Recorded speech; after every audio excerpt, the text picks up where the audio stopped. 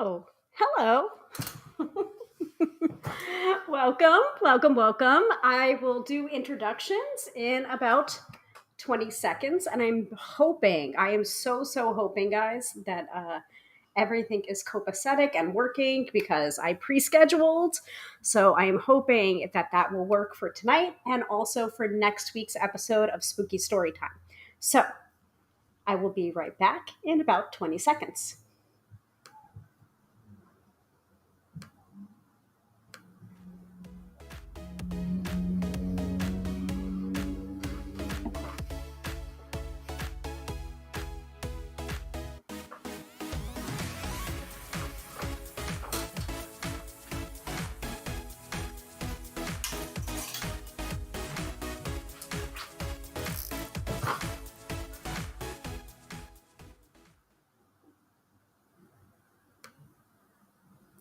All right. We are back and we are live. Welcome to yet another episode of Tarot by Hilary Live. I am your hostess with the mostest, Hilary of tarotbyhilary.com, professional tarot reader and EFT tapping practitioner here to demystify the mystical and put you in touch with the most beautiful of gifts, your own intuition. Because yes, my friends, do not argue with me. You have intuition. So on tonight's episode, we have another unboxing, and this time it's a true unboxing. Cellophane still on from my friends at Llewellyn. Thank you once again to my friends at Llewellyn for sending me a reviewer box of all sorts of goodies. We are unboxing Laura Tempest Zakharov's. For a second there, I thought it was like Zarkov. No, Zakharov's Sigil Witchery Oracle, 60 cards for drawing magic. And guys, like, it's not, my camera is not picking up, but it's silver. We've got silver on here. So maybe the cellophane wrap around it is like blocking that out so you can't see it. But like, woo, true unboxing we've got going on tonight. Very excited. Fran is here. Hello to Fran. Welcome. Let me make sure that we are copacetic on both the two of you and the Book of Face. I don't know why I continue to have problems with it, and then all of a sudden everything's okay. But I am not looking a gift horse in the mouth. I'm very happy that's we're back in business and simulcasting to both places. And I did get my notification. Oh, and I have a phone reading tomorrow suddenly. Okay. Yep, I did get my notification that the tube of you is working, and Fran is tuning in from the Book of Face. So I'm going to say that everything is A-okay. I am very happy about that. Okay. So, welcome to the episode. We have three main pillars of the regular episodes or the live stream that we've been doing for 6 years now. 6 years, guys. I know. It's crazy. And those are the astrology from Teresa Reed's wonderful Astro Biz Digest for Friday, Saturday, and Sunday, and also the main transits that are going on right now.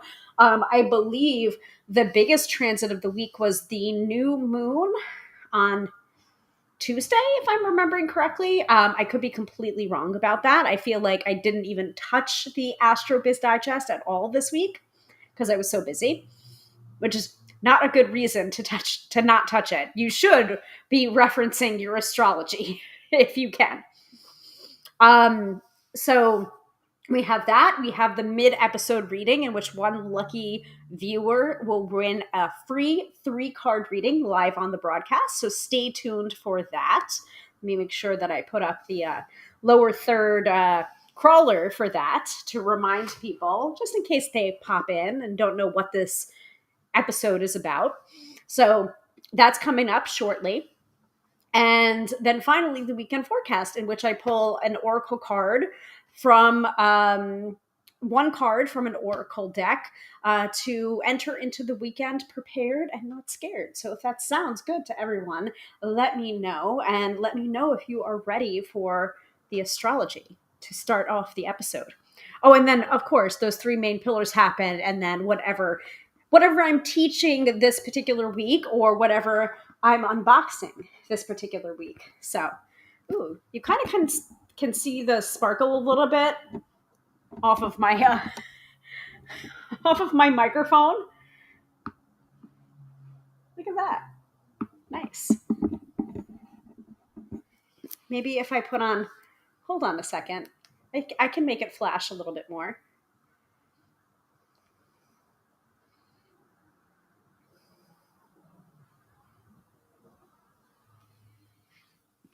Are you ready for the flash?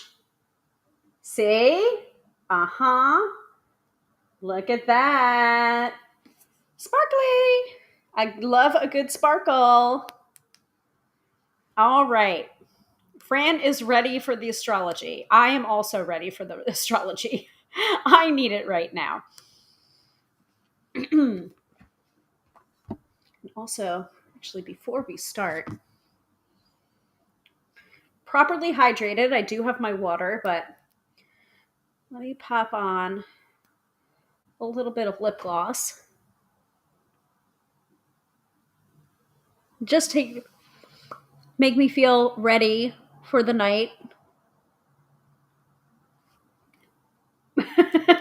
Fran is ready and also giving the proper oohs and ahs for the sparkle for the Sigil Witchery Oracle. I'm really, really intrigued about this, you guys. I'm like, ooh, that was a good one. Good flash there. Like my Labradorite is going to be a little bit jelly about the flash that's going on for this. All right. So, astrology from Teresa Reed's wonderful AstroBiz Digest. The AstroBiz Digest is geared towards entrepreneurs and business owners, but I have found it to be incredibly helpful in planning my personal life as well as my tarot business. $99 for a year-long subscription. Astrology in layman's terms, straight to your email inbox. Like $99 for a year-long subscription. Like I've been subscribing since she started doing the AstroBiz Digest. And I think that's been for about like, oh gosh, I don't know, 5 years now? Maybe almost as long as this live stream has been going on is how long I've been subscribing to the AstroBiz Digest, but incredibly helpful. And I will put the link into the chat for it and also display it right here on screen. thetarolady.com/astrobiz and digest for you to get a copy of your own. All right, let's do a little side by side here. Okay, that looks nice. That looks good. We might not keep it that way, but we'll start that way. All right, let's pull that up for this week. Like I said, I think we had a new moon this week on Tuesday. I could be entirely wrong about that. Let's see. The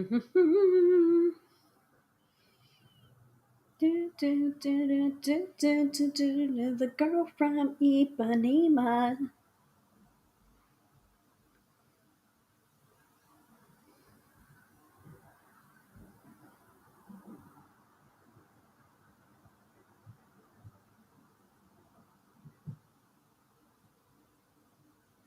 Ooh, I should get back into NetGalley. Anyway, where'd it go? I had it and then I lost it. There it is. AstroBiz Digest. Thank you for your patience. All right. Weekly forecast for October 20th to the 26th. All right. We had some things going on this week. So everything hit hard at the beginning of the week. So if your Monday and your Tuesday was a little bit like, woohoo, there's a reason for that. My witch calendar is in the kitchen in my work bag.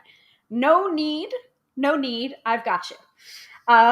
So new moon in Libra on the 21st is a sweet spot for new partnerships, PR campaigns, creative projects, and contracts. If you need to start a legal endeavor, such as filing an LLC, this is your go day.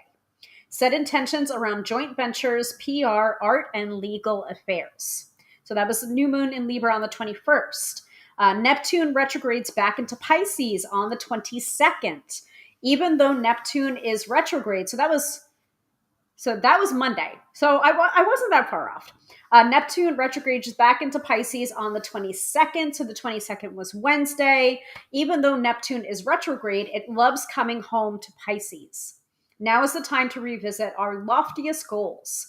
Is the dream still alive, or does it need to be tweaked? Neptune will be direct on December 10th and back in Aries on January 26th of 2026. Information gathered now will prepare you for next year when you can turn your visions into something real.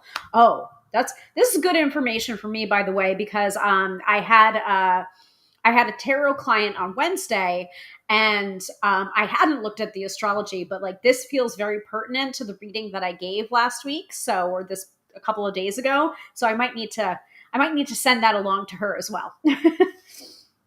All right, 22nd is also the beginning of Scorpio season. Over the next 4 weeks, you can revamp your business budget, invest wisely, examine your profit and loss statement, and meet with your financial advisor. It's also a nifty month for behind the scenes activities, secret meetings, and deep research. The sun hangs out in Scorpio until November 21st when it rushes into Sagittarius. So Scorpio season, y'all, it's happening. Like, sorry to my Libra friends. Your time is over. It is Scorpio season now. All right. Now, let's get into Friday, Saturday, and Sunday. The moon is in Sagittarius until Sunday afternoon. Wow, guys. So Friday, Saturday, and Sunday, moon in Sagittarius. Your best lunation for business, travel, broadcasting, publishing, and global outreach. Mark it hard, jet off on a trip, and make as much noise as you dare. This moon is an honesty freak. Oh, hold on. There we go. Yikes.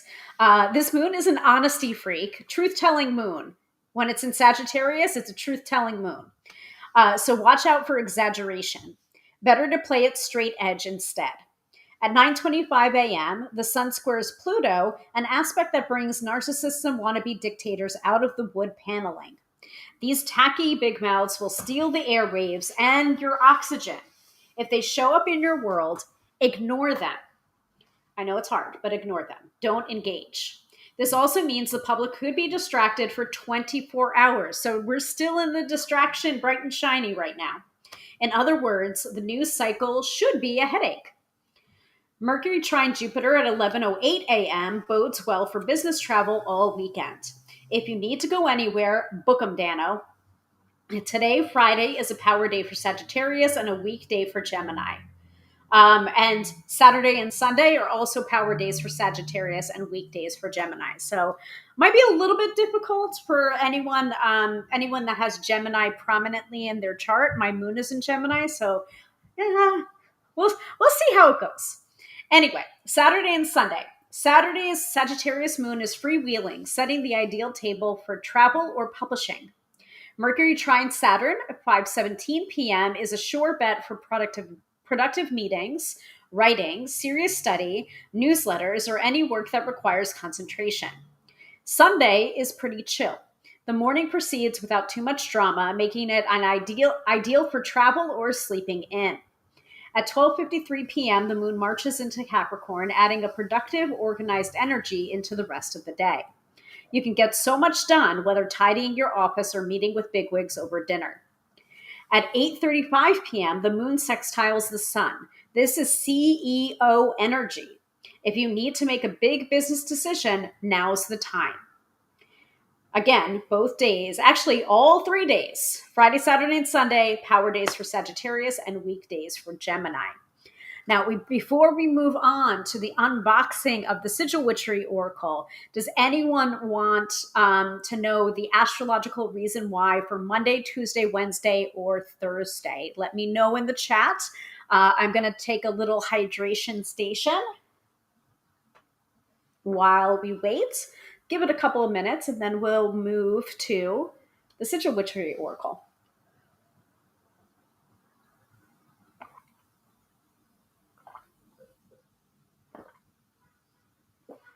I'm going to have to refill my water, but that's okay. Whew, a lot of talking. A lot of talking.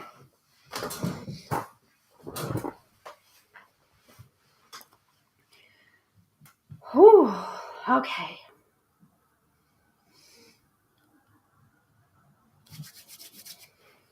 I'm hydrated. Let's do a little bit of Sage Bliss aromatherapy.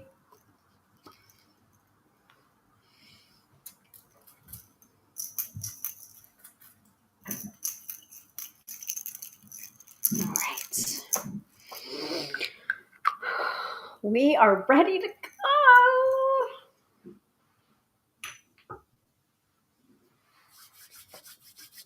Right. The chat is quiet. So it's okay. You still have time. You still have time to ask about the astrological reason why. I will keep the AstroBiz Digest off to the side just in case. All right. Let us put up our unboxing overlay.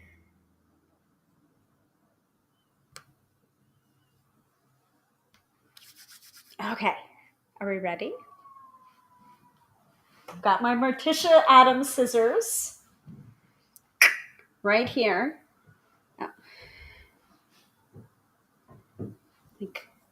Should I mirror this? Hold on a second. What looks better? This way? So that I can...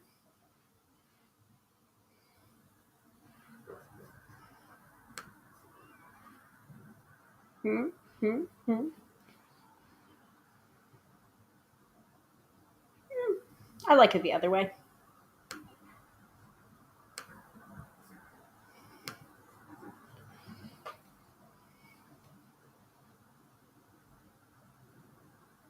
Yeah, that works. Okay. That way I don't have to go all timey-wimey. So we have our Morticia Adams scissors, and we have the Sigil Witchery Oracle. I just want to double check things on the two of you very quickly.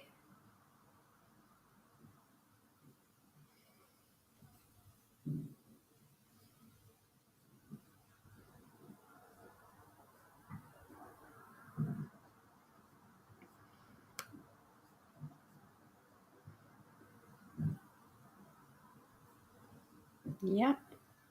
That looks good. whatever is comfortable. That's more comfortable for me. All right. Book of Face must be going well too. All right.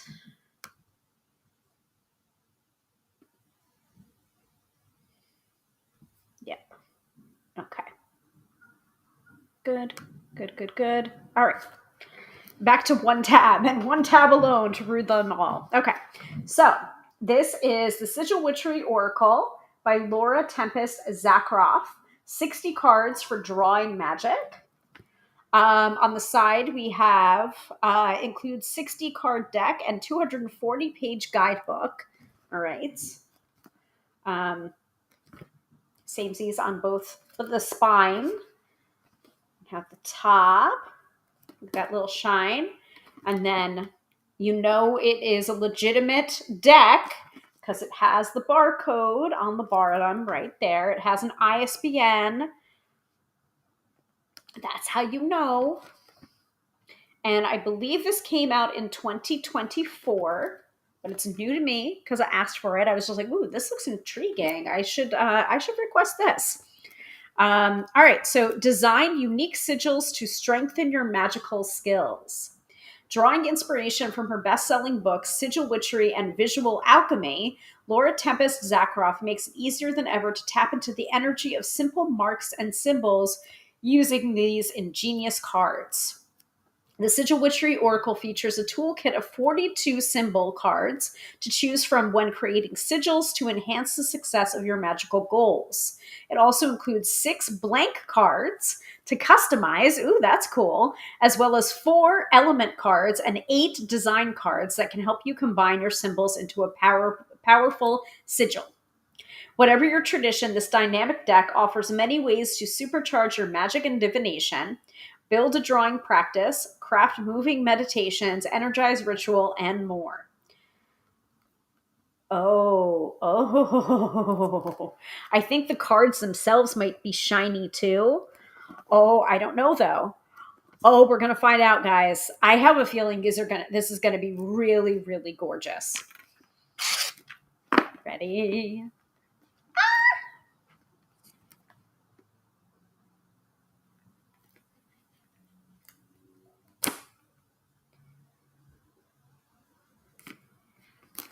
All right. Can I open this without hurting myself and hurting the deck? Methinks so.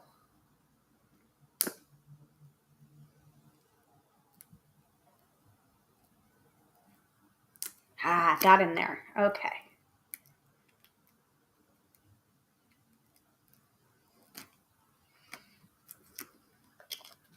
All right, we're in there. It's happening.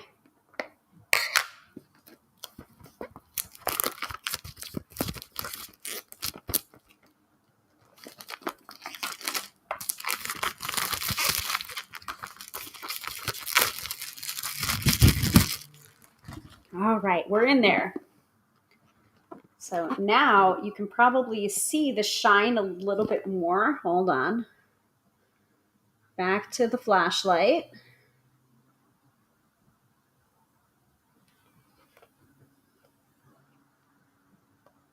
Look at that. Look at that. Okay. Oh, is this a magnetic closure? You know how I stand a magnetic closure, guys. I think so. It is.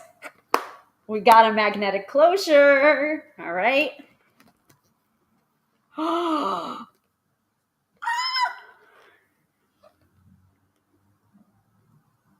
Shut your butt.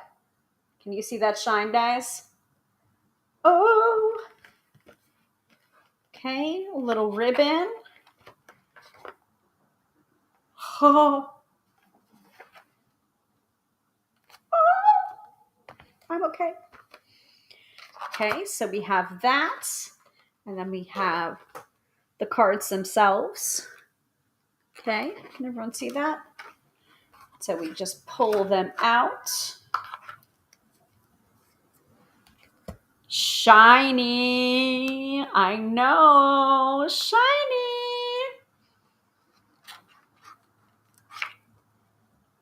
Oh my goodness. Okay, so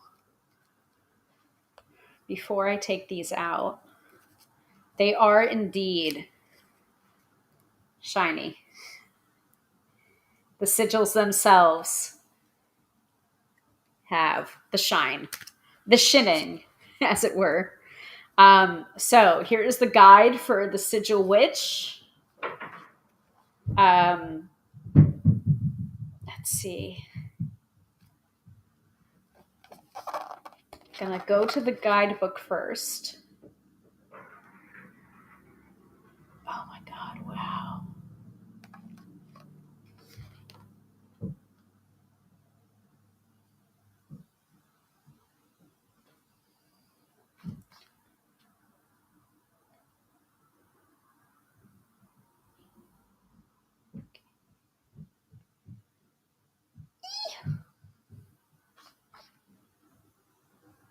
Oh, I'm sorry. I'm supposed to be sharing this with you guys. I'm just like, oh yeah, that's right. The camera's on me. I'm like, ooh. It is not in color. That's a good question. It is not in color.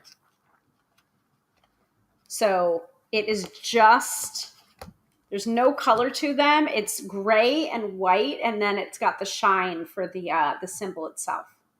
So like there's the key right there, which I'm okay with. I'm okay with that.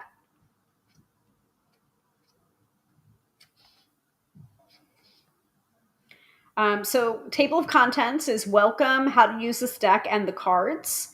The welcome section is Meet the Oracle, what is a sigil, the Sigil Witchery method, and crafting a home blessing sigil, an example. How to use this deck for designing sigils, for drawing practice in daily meditation, for creating a moving meditation, and for divination. So I'm probably going to flip right to for divination, just because. But you can definitely use this. Use this for other things, for drawing your own sigils, for combining sigils, that sort of thing.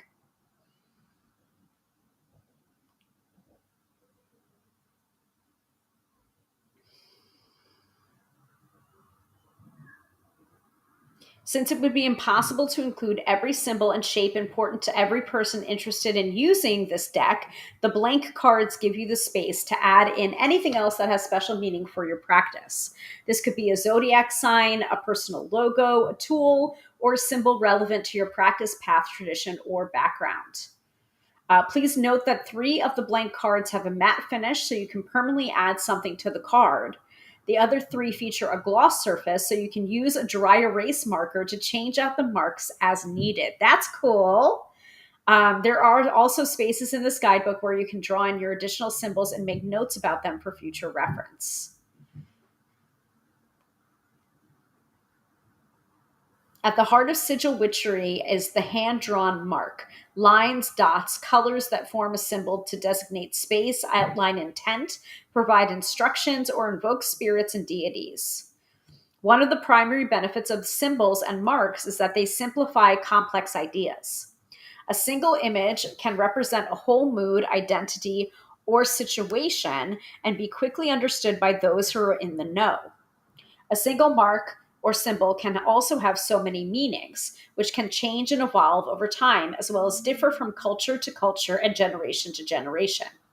Some symbols fall in and out of use. Some symbols fall out of use and become forgotten. Current ones might be altered to suit one's needs, and new marks are created daily.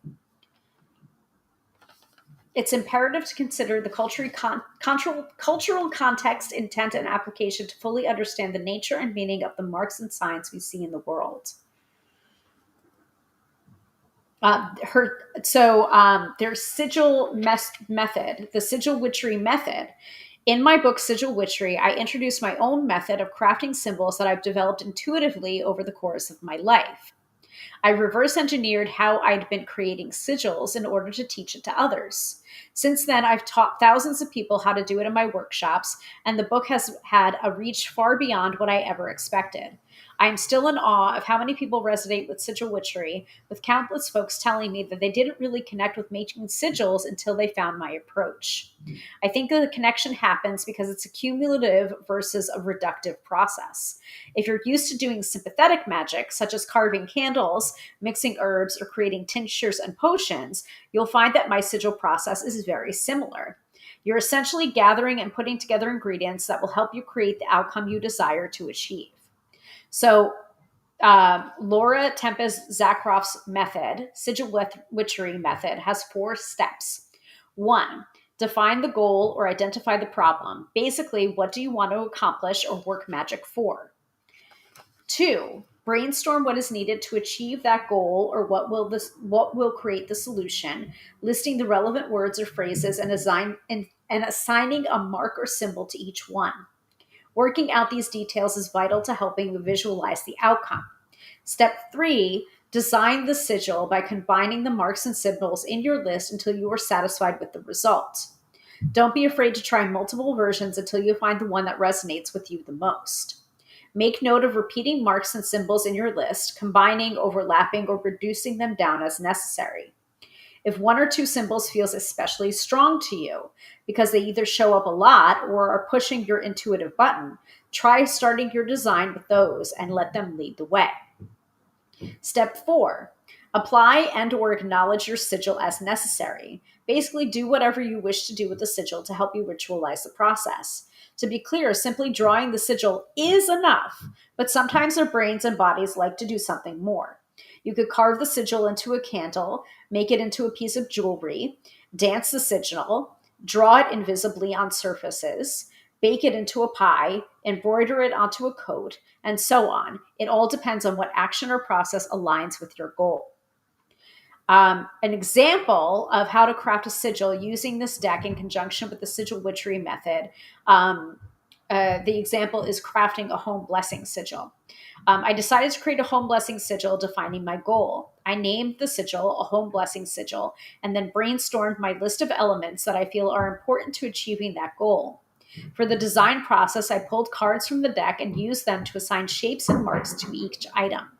I combined the shapes to make the finished sigil that you see at the bottom left of the worksheet pictured here.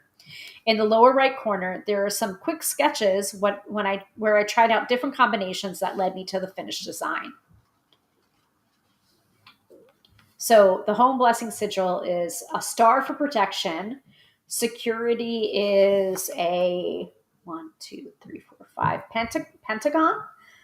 Safety for all who dwell inside is a cross.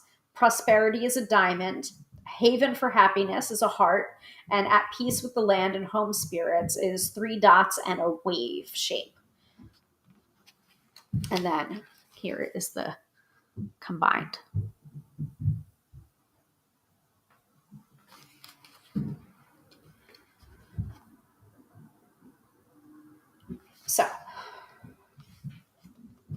So you can use this deck for designing sigils. You can use it for drawing practice and daily meditation. You can use it for creating a moving meditation. And then finally, let's talk about for divination. Technically, if you're pulling cards to help you choose the shapes and marks that you will use to create your sigil, you are engaging in a divinatory practice. But what if you just want to pull cards to answer a question without making a sigil or crafting a practice? Like, yes, please. I might do all of this. I might draw my own sigils or combine or do all of that stuff that we just described. But, hello, tarot reader. I'm a reader. I think I want to try using it for divination first. So what if you want to just pull cards to answer a question without making a sigil or crafting a practice? That works too. In that respect, this oracle functions similar to bone, shell, charm, or rune casting, but in card form. In the meaning and connect sections of each card description, you will find ways to interpret the images on their own. Here are some ideas. You can use your favorite tarot or oracle spread or make your own to seek the answer to your question. And then you can select the images from the deck to craft your own throwing set, applying the symbols to stones, pieces of clay, slices of wood, or ask your question, select one image card, and practice automatic drawing with that shape or mark. There is a diamond deal spread that is created especially for this deck, pulling inspiration from the diamond shape as well as the 4 elements to give you a grounded look at the situation and how to move forward successfully. So card 1 is Earth, the origin. Card 2 is Air, where you are presently.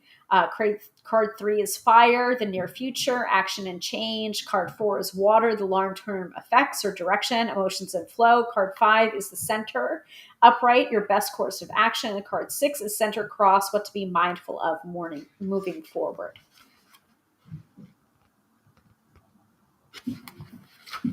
All right, so let's take a look, shall we? All right, slipping it out of the casing and out of the casing. And we do have, I'm seeing the blanks. Some of them are really stuck together. Oh, there we go.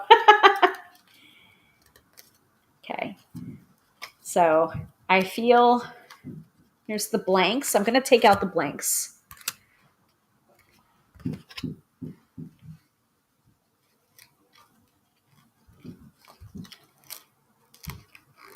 So we have 3 matte blank and 3 shiny. So those are taken out now.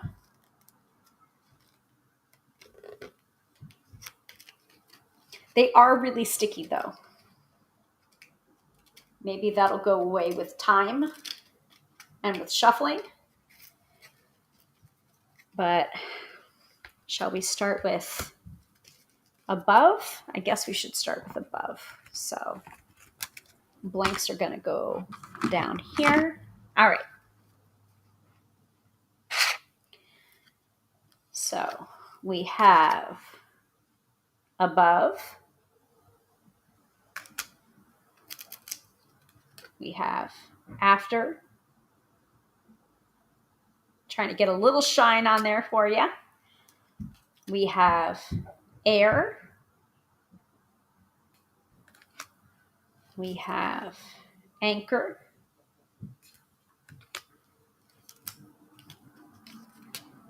Arrow.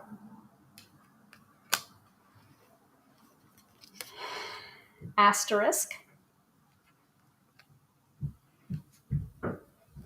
Actually, let me lean back a little bit.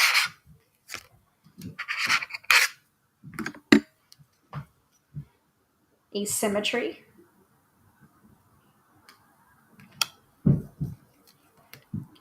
Before.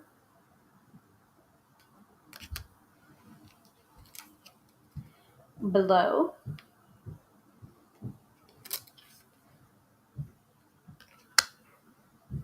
Chevron.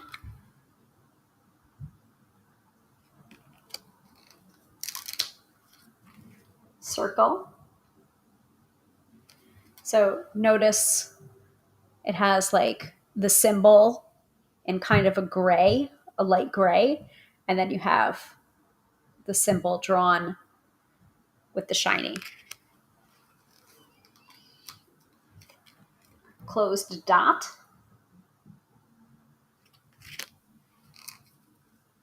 Some of these really stuck together, so.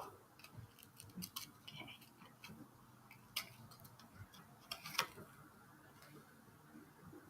Cluster. One of my favorites, crescent. I mean, hello.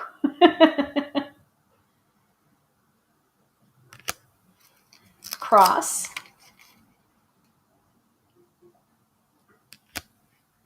Cross hatch.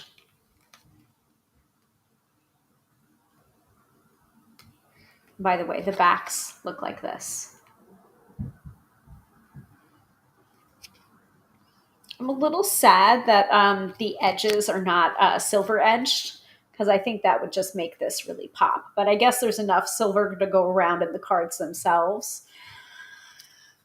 But I was hoping maybe it would be silver edged. Diagonal line.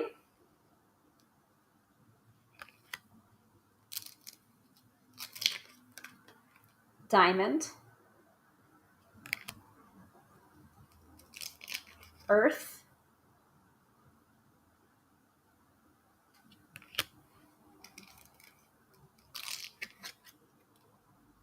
Eye.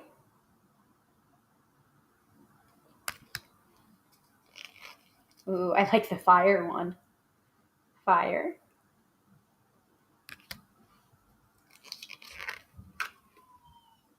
Hand.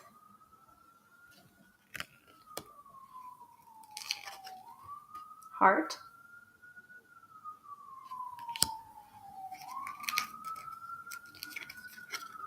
Hexagon.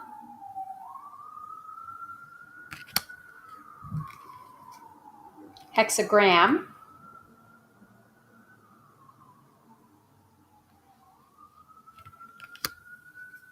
Horizontal line. And infinity. So that is pack number 1. Pack number 2. Key.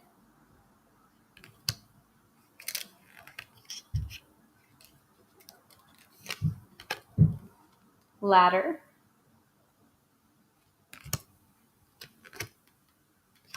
Mandorla.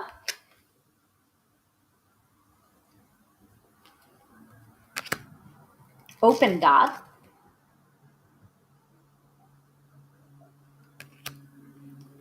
Open heart.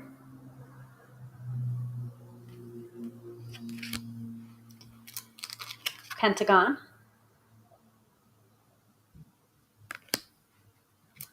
Petal.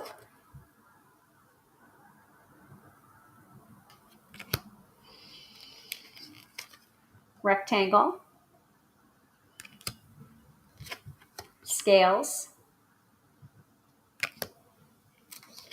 Spiral. It's another favorite of mine. Spoon.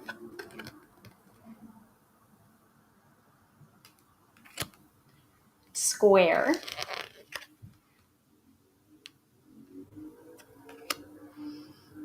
Pentagram.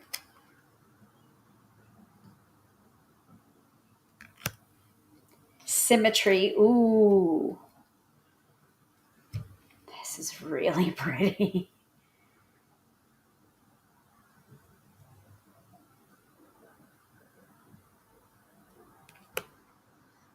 Trail.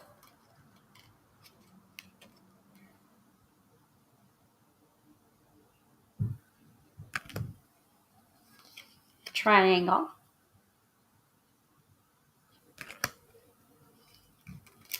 Water.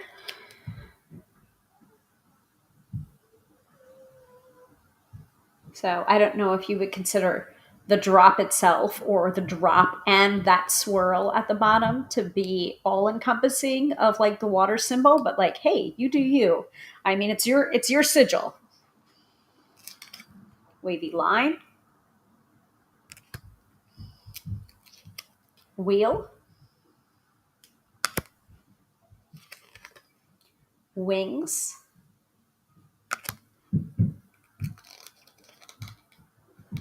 Within. So this, I would assume that this is the entire sigil is for within. Without.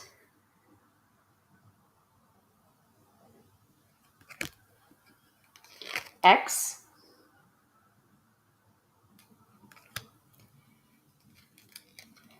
Y.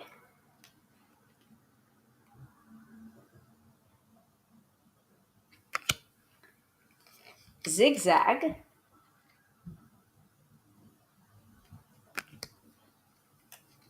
Oval.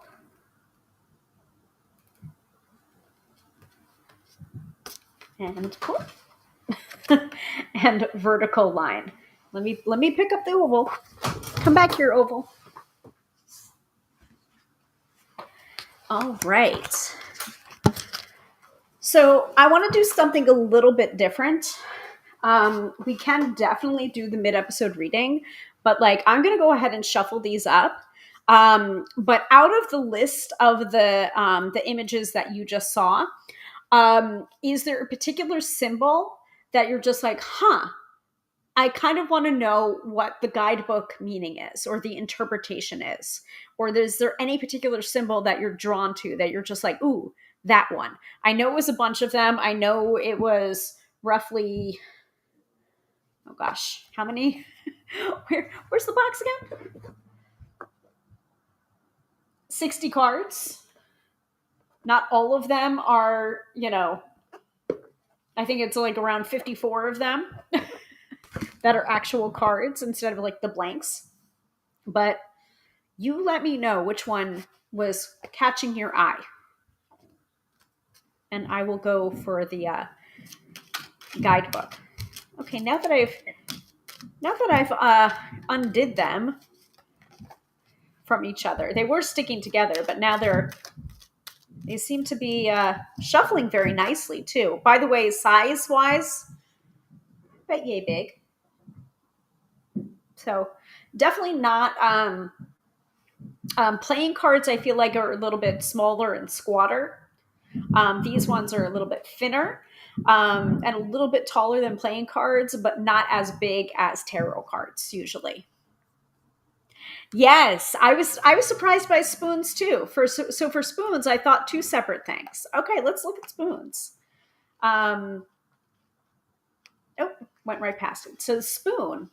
The description is an egg or oval shape with a line emerging out of one end forms a spoon. Meaning is spoons are commonly used to measure and mix ingredients and to serve food. They are the most basic of utensils and some of the most ubiquitous. Taking it to another level, spoons can mean a whole lot more than feeding and stirring.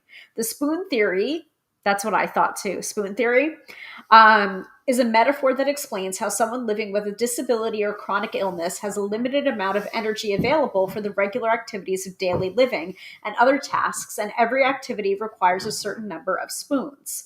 A person who runs out of spoons must rest and recharge until their spoons are replenished. Keywords are mental health, well-being, assistance, and support. Connect, whatever you require or have planned is going to take more time and resources than you originally thought. Be gentle with yourself. Be patient with others. It's not always apparent when someone else is going through. And then apply. The spoon can be a very important part of a sigil for someone fighting a chronic illness, giving them additional aid and support metaphysically. Similarly, you can also explore knife and fork shapes for use in sigils. Oh, and music too. Music as here in the southern US, right? Like I can't play spoons, but I think that's what you're referring to, playing spoons. Definitely a connection that is not mentioned in the guidebook, but that doesn't mean that it's not applicable. As she said at the beginning of the introduction, it's just like there's only so many sigils and symbols she can include in a card deck. So it's definitely valid, that interpretation. Yes, some people play them. Yep, I get you. Mm-hmm.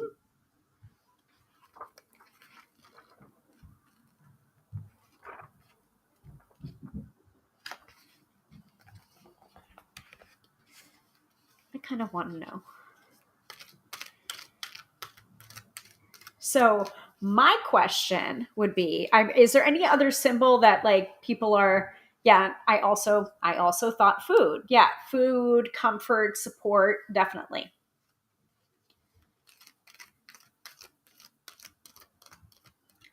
So we are kind of to the mid to end of the episode because I showed you all of the different cards, but I'm definitely excited about using this like for divination purposes, also for ideas for sigils, for my own personal magical practice. It's very intriguing. I like what I'm seeing, folks. So what I'm gonna do is let's do the mid-episode reading, and I can pull. Let's do comment jar, and as usual, we will go with tarot and countdown.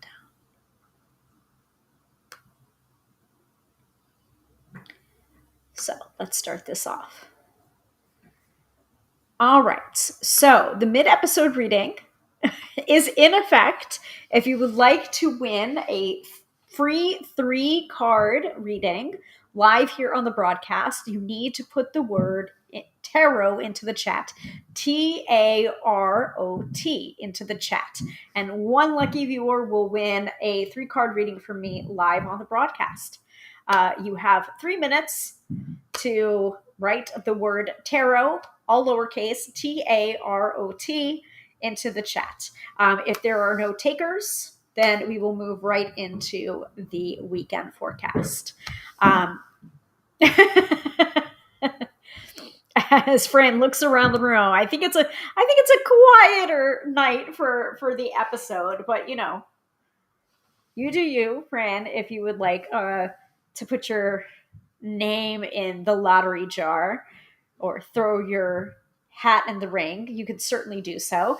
And it's going to be dealer's choice tonight. I can certainly pull tarot cards for you, but if you would like a 3-card reading using the Sigil Witch Oracle, we can do that too. So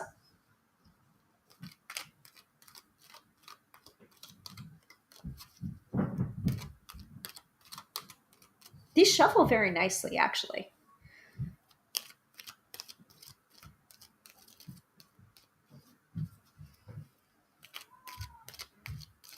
All right, while we're waiting, either way, I'm going to go grab some water because I am parched.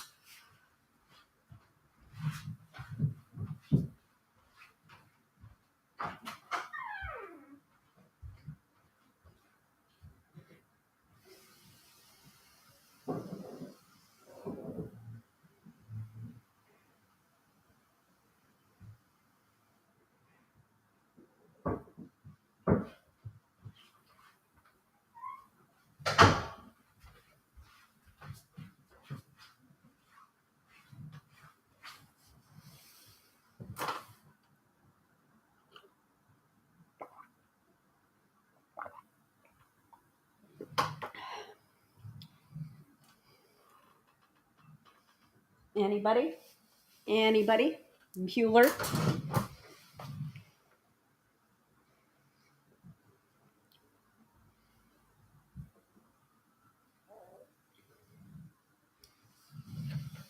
All right, less than a minute.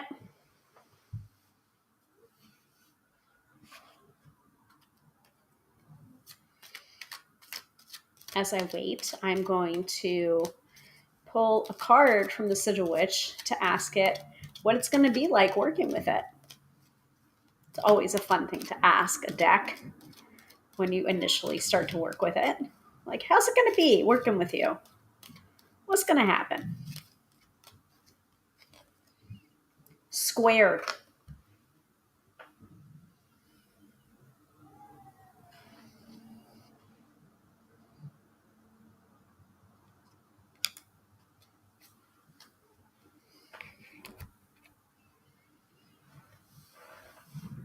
Nope. I hear you. I see what you did there. Just wanted to wait it out. Wanting to be fair. Well, Fran, since you're the only one putting your name in the hat, you are the winner of the mid-episode reading. So please go ahead and put your question into the chats. And let me know if you want tarot or let me know if you want the Sigil Witch. As I wait for your question, I'm going to look up square. And I flipped right to it. That never happens. So, what do I need to know about working with the Sigil Witch? In the square, two sets of parallel lines overlap to form an equal-sided box. The meaning is a square is a regular quadrilateral, meaning it has 4 equal sides and 4 equal angles. This balanced shape can be a building block signifying structure and foundation. The square can be a container of holding, or it can refer to setting aside a specific territory or area to be protected. It can set boundaries from outside influences or bind what's inside of it. The square can also contain mystery or hold secrets like Pandora's box or that box of memories hiding in the attic. As a 4-sided figure, it is connected to the Emperor from the tarot, shocking absolutely no one because my birth card is Death Emperor. Hello. It's connected to the Emperor from the tarot, symbolizing maturity, stability, and security in life. The square resonates with discipline and self-control, as well as setting the rules and guidelines for others. Wow, guys, that's ridiculous. You are in control, make the rules, and set your boundaries. Your home is safe and secure. Fear of change can cause stagnation and boredom. Wow. You can also use this to when you're seeking to bring order to a chaotic situation. That's nutso bar. Okay. We might have to do the weekend forecast with this one too, because that's cool. All right. So Fran is saying, let's do the new one. All right. Let's do the new one. I'm putting square back in. And what is your question?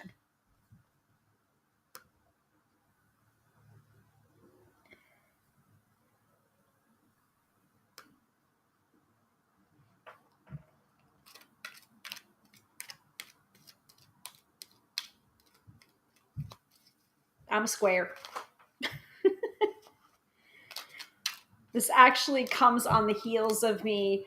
There was a couple of events that I did like public events that I did in conjunction with like a business, and they haven't reached out to me since. And I'm just like, I'm thinking in the back of the head, I'm just like, I don't think they think I'm cool.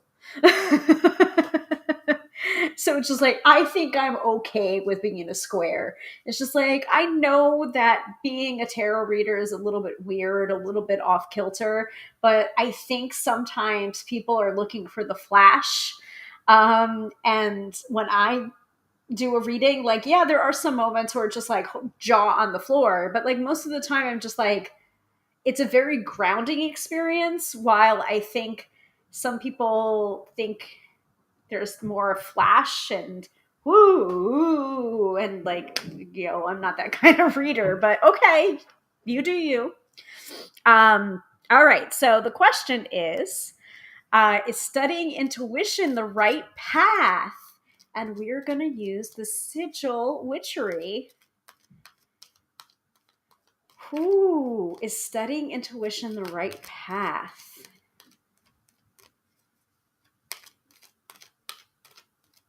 I have a feeling we're going to get a lot of waves, a lot of wavy lines, a lot of flow, a lot of water. If the answer is yes. All right. Studying intuition the right path.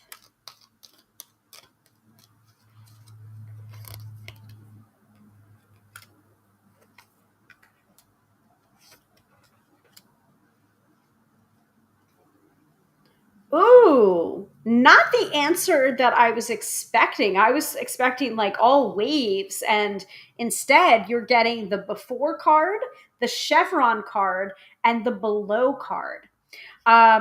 Which is, is kind of wavy, kind of not. So I'll show you each of them in turn. You have the below, the before. You do have the below as well, but later. So before, actually right in the past position if we were reading it past, present, future. So interesting. We have the chevron. And then we have the below.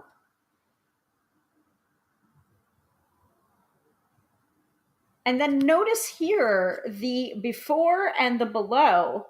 It's like compass rose. So the before it has the W, right? W for west.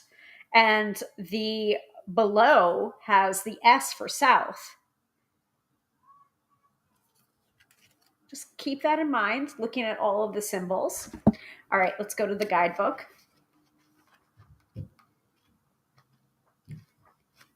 I'm hoping they have a table of contents for the symbols. Otherwise, it's going to take me a while. Oh, they do. Thank God. God bless a good table of contents. Okay, before. I wish it was alphabetical, though. No such luck there. Before and below.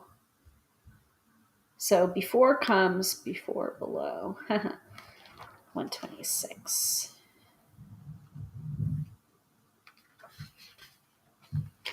All right. So the before card,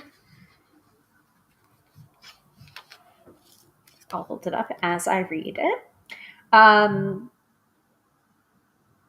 In cultures that read from left to right, placement on the left side often indicates something coming from the past. See, I know my I know my cards. I already said that.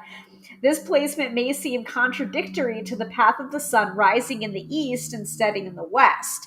However, if you see that western sun as the end of the day, preparing us for the dawn of a new one, then the association with the past makes sense.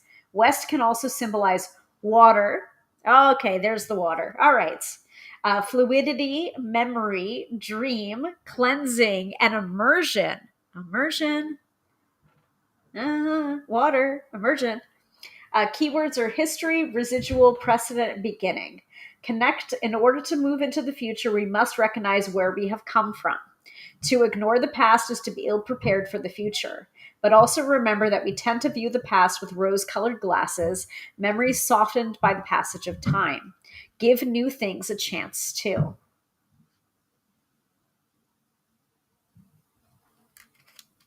Okay. Chevron is next.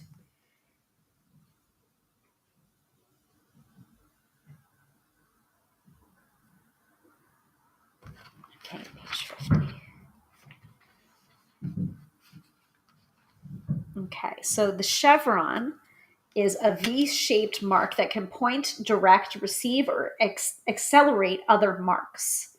The most commonly recognized chevrons are the greater than and less than symbols when pointing east, west, and up and down buttons when pointing north and south. So greater than, less than, up and down, north, south, describing a mountain or a valley. Because chevrons feature a convergence of lines, they can be used for capturing or dispelling energy. Another way to think of chevrons is that they are open mouths, like an alligator opening its jaws wide to consume something. They combine with other shapes to make many influential symbols, such as triangles, stars, and arrows.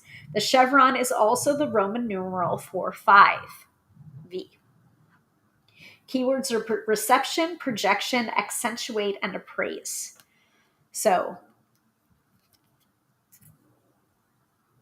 I need a piece of paper and a pen to be able to combine these for you.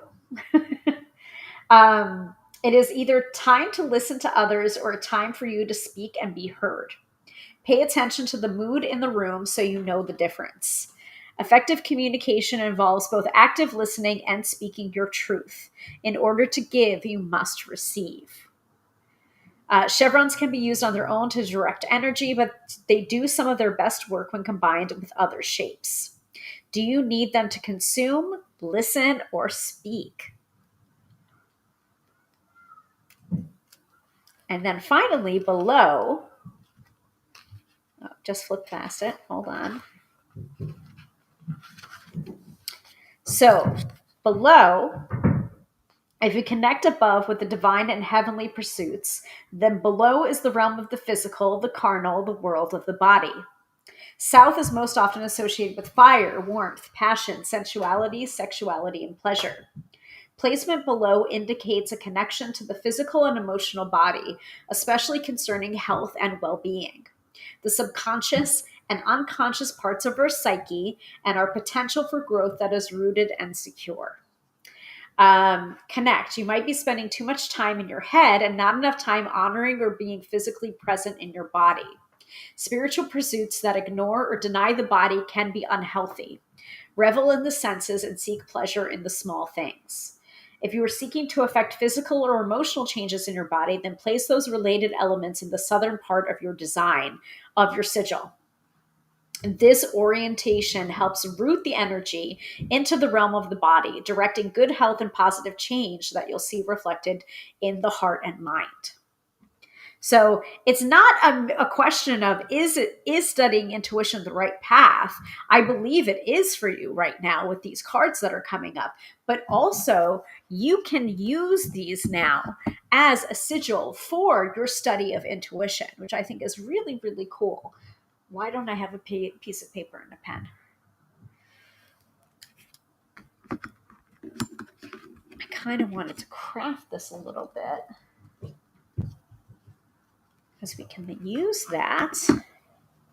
I do have a pen here.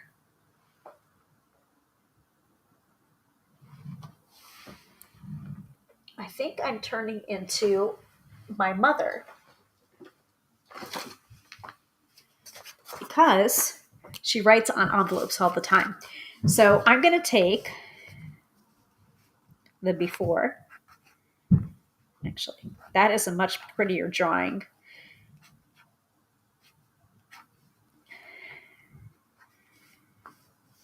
Okay. We have the before.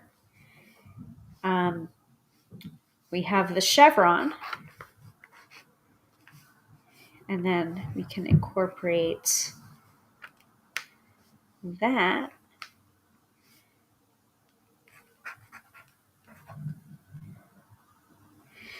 You can start to see how you would.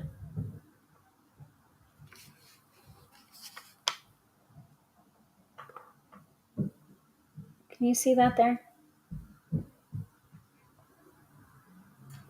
So like notice you got the chevron here and here. I've combined the before sigil and the below sigil. And then you can actually tighten that up a little bit. Does that make sense, Fran?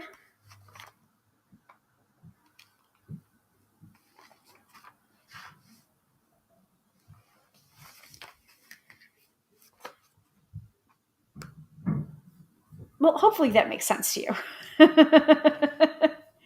Yes? This is really cool. Thank you to Fran for participating in the mid-episode reading and also my experimentation with this deck. That's awesome. Like, I love that. I mean, I know you can use it for divination. We just did use it for divination. Yeah. Yes, it does. Yeah. Cool. Oh, this is like dangerous, guys. Like now I'm like, woo, what can we do with this? Yee.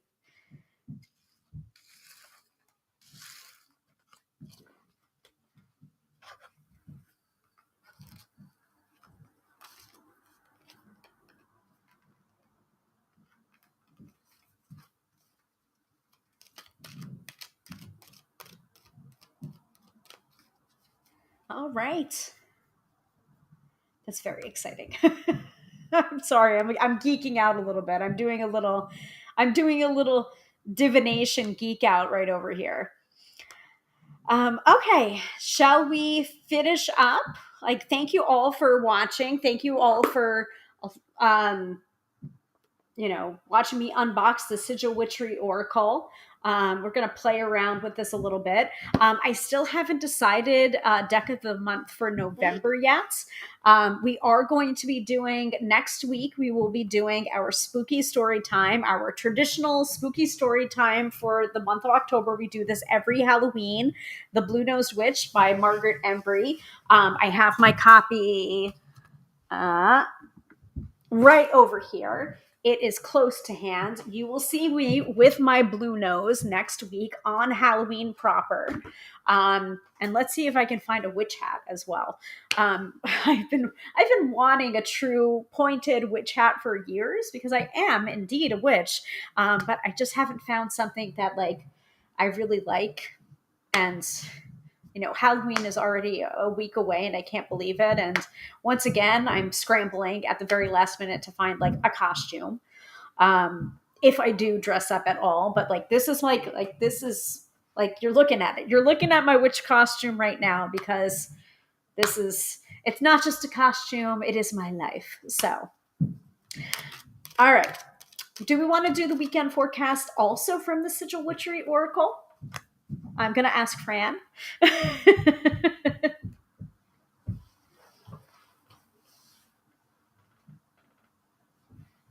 Or we can do something different. Because I have a bevy, a literal bevy that is a real quantity of measurement of tarot decks and oracle decks to choose from. So, and still more on the way. It's getting bad, guys.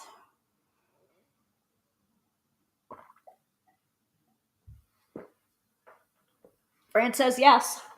So let's do it. All right.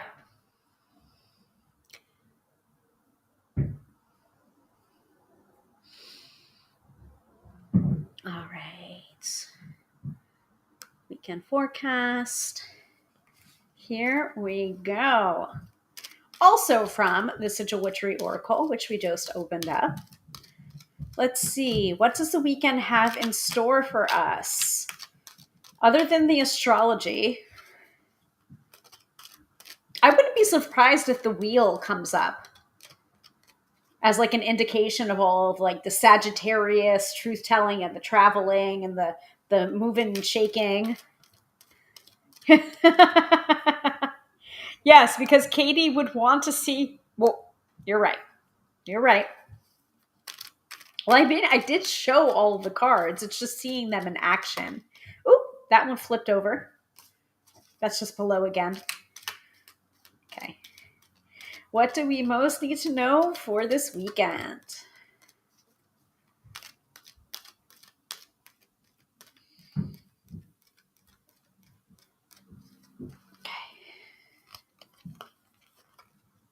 Fire. Okay, well, Sagittarius is a fire sign, so we are getting the fire card. All right, so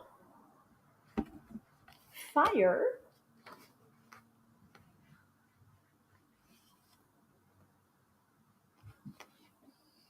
Mm-hmm. 118.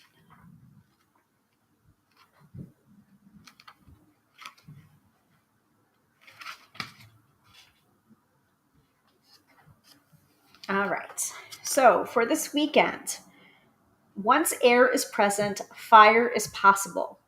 Fire is an element of permanent change. Once something is touched by fire, it is forever chemically changed. Wood into ash, clay into ceramic, metal melts and takes on new shapes.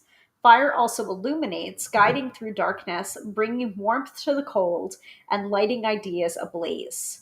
Fire demands respect and attention, as it can be both hungry and unpredictable. It's great to be passionate about something, but be careful not to let that something become all consuming, distorting your view of the world and affecting your relationships with others. Tend to your flame carefully with love and respect, and be a guiding light to others. When it comes to magic, fire can be used to both create and to destroy. Drawing or carving a sigil on a candle helps to magnify the effects of both the sigil and the candle. However, if you're looking to banish or cleanse yourself of something, draw the sigil on a piece of paper and set it aflame. Dispose of the ashes away from where you live. Flushing them works too. All right. That is our card for the weekend forecast.